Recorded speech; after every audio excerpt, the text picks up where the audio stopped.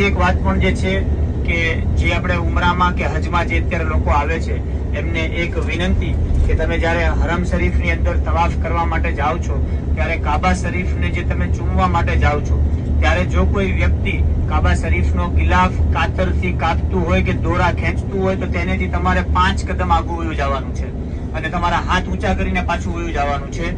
જો તમે કેમેરાની નિગરાનીમાં છો, કાબા શરીફની ફરતે જે 4 ખૂણા જે છે એની ફરતે હું માનું છું ત્યાં સુધી 150 થી 200 કેમેરા જે છે એ ચેક કરતા હોય છે દરેક હાજી લોકોને કે કાબા શરીફની ઉપર શું એક્ટિવિટીઝ થાય છે.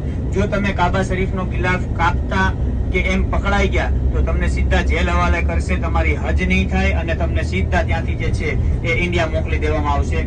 કેમ કે આ જે ગુનો જે છે અહીંયા બહુ જ મોટો છે. એટલે કાબા શરીફના દોરા તોડવા, કાબા શરીફનો ગિલાફ કાપવો ખૂબ જ મોટો ગુનો છે અહીંયા. એટલે તમે આવી કોઈ અહીંયા આવો છો હજમાં કે ઉમરામાં ત્યારે અહીંયા કોઈ આવી જાતની જે છે એ એક્ટિવિટીઝ તમારે કરવાની નથી.